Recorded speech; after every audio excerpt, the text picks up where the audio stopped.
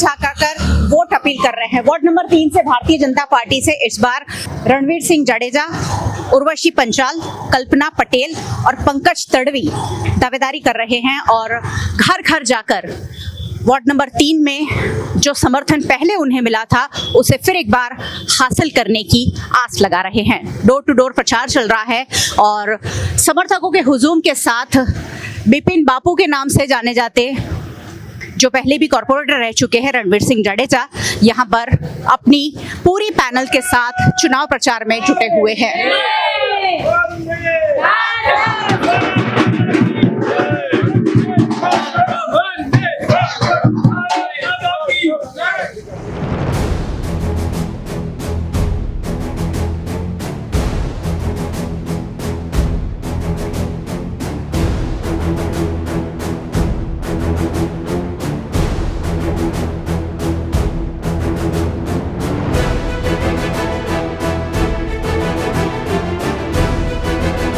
Ward number 3 के Bharatiya Janata party के प्रत्याशी रणवीर सिंह जडेजा, पंकज तड़वी, उर्वशी पंचाल और कल्पना पटेल उन्होंने साईं बाबा के आशीर्वाद लेकर जीत की मंगल कामना भी की है। वडोदरा का वार्ड नंबर 3 जो भारतीय जनता पार्टी का गढ़ माना जाता है और इस बार उम्मीदवारों को उतारा गया है जिन्होंने मैदान में वो घर घर जाकर प्रचार कर रहे हैं। रणवीर सिंह जडेजा है, पंकज तड़वी हैं, उर्वशी बेन पंचाल है और कल्पना बेन पटेल है। बापू वार्ड नंबर 3 में घरे घरे जाई રહ્યો છો, કેવો પ્રતિસાદ મળી રહ્યો છે? Bharatiya Janata party ward number 3 4-5 દિવસથી ફેરણી ચાલે છે। આ તમે ઉત્સાહ જોતા છો કાર્યકર્તાનો, શુભેચ્છકોનો। જે બી સોસાયટીમાં ફરીએ છીએ નાના મોટા પ્રશ્ન સિવાય અને એ બી રજૂઆત નહીં, સૂચન નહીં કે આટલું આવ્યા પછી તમે આ કરી આપજો, નાના મોટા પ્રશ્ન। બાકી 4-5 દિવસ થયા હળની વિસ્તાર, આજે કારેલીબાગમાં 2 દિવસ પહેલા બાળુભાઈ અમારા ધારાસભ્યની સાથે બી ફેરણી હતી। તો ભારતીય જનતા પાર્ટીના ઘનિષ્ઠ કાર્યકર્તા છીએ। પદ્માબેન બી અનુભવી છે, 1 ટર્મના, મારી હું 2 ટર્મનો અનુભવી છે, 3જી ટર્મે મને પાર્ટીએ જવાબદારી આપી છે। તો 2 સિનિયર ને 2 જુનિયર એ રીતે ભારતીય જનતા પાર્ટીનો ખૂબ આભાર માનીશ કે અમને સરસ પેનલ આપી, એ બદલ ખૂબ ખૂબ આભાર।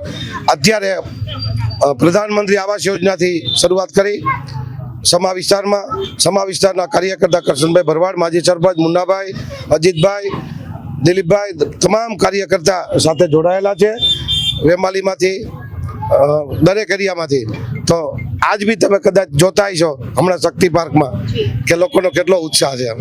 वार्ड नंबर 3 में घણા વર્ષોથી કામ કરતા આવ્યો છો, હજુ શું કામ કરવાનું બાકી છે અહીંયા?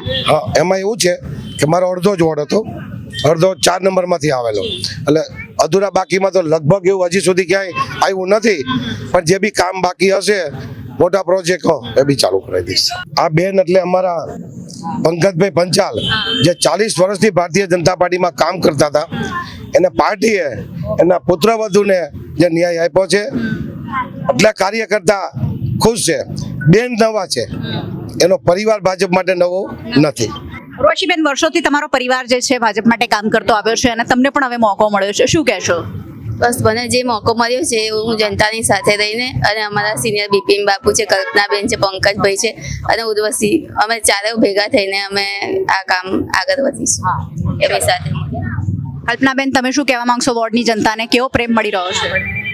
વોર્ડમાં તો કોઈ એવું કામ મોસ્ટલી મોટા કામમાં તો કંઈ બાકી નહીં હોય, કારણ કે દરેક સોસાયટીઓમાં પેવર બ્લોક બી નંખાયેલા છે, કોમન પ્લોટ તો કોઈ જ બાકી નથી, ભાગ્ય 1-2 બાકી હશે। બાકી પ્રજાએ અમને ખૂબ સારી રીતે, પહેલાં બી મને બહુ સારી રીતે એવા મત આપ્યા છે અને બહુમતીથી મને એ વખતે બી એ લોકોએ કર્યું હતું, અને અત્યારે બી મને વિશ્વાસ છે કે મારી જે વોર્ડની જનતા છે એ લોકો બધા સારો એવો વિશ્વાસ મૂકીને અમારા ચારેય ઉપર વોટિંગ એવું સારું કરશે કે જે અમે બહુ જ બહુમતીથી જીત આવીશું અમે। પંકજભાઈ, શું કહેવા માંગશો? ભારતીય જનતા પાર્ટીએ તમને મોકો આપીને વોર્ડ નંબર 3 માં ઉમેદવાર તરીકે ઉતાર્યા છે। ભારતીય જનતા પાર્ટીએ મને મોકો આપીને ફરીથી એકવાર સાબિત કર્યું છે કે જે પાછલી હરોળમાં બેસનાર ઉમેદવાર હોય છે એ પણ ટિકિટનો હકદાર છે, અને ભારતીય જનતા પાર્ટી છે એ ઉમેદવારની પોતાની લાયકાત જોઈને ટિકિટ આપે છે અને જે મારા ઉપર વિશ્વાસ મૂક્યો છે એને અમે પૂરો પાર પાડીશું. અને અમારી જે પેનલ છે, 2 જુનિયર છે, 2 સિનિયર છે, એક સમન્વય છે જ્ઞાન અને ઉર્જાનો. એ જે સમન્વય છે એને અમે પૂરેપૂરો ઉપયોગ કરીને જન ઉપયોગી કાર્યો માટે વાપરીશું. વિપિન બાપુ, એક સવાલ પૂછવાનો રહી ગયો, ફરી પૂછી લઈશ. આ વોર્ડ જે છે ને, પાણી બહુ ભરાઈ જાય છે, એના માટે શું એવું નિવારણ લાવી શકાય કે વોર્ડની જનતાને જે નુકસાન થાય છે એનાથી બચાવી શકાય? એ રાજ્ય સરકાર અને વડોદરા વિષય આપને બી ખબર છે. 65 કરોડ રૂપિયા વાપરા છે, 1200 કરોડ રૂપિયા મંજૂર થયા છે.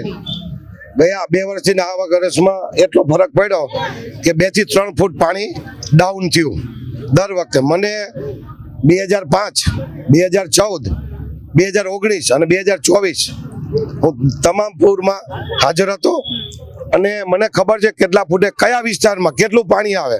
નદીમાં 28 ફૂટ થાય એટલે અહીં પાણી આવે, 29 ફૂટ પછી અહીં પાણી આવે.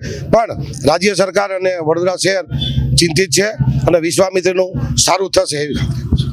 चलिए, विश्वामित्री जो वडोदरा के लिए सिरदर्द बनी हुई है, उसके लिए भारतीय जनता पार्टी की सरकार लगातार काम कर रही है और आशा करते हैं कि आने वाले कुछ सालों में जो शुद्धिकरण का प्रोजेक्ट है, जो 1200 करोड़ रुपए मंजूर हुए हैं, जल्द से जल्द हमें मिले और विश्वामित्री का शुद्धिकरण संपूर्ण रूप से हो सके, ताकि वडोदरा को ये जो बाढ़ का सामना बार बार करना पड़ रहा है उससे निजात मिल सके.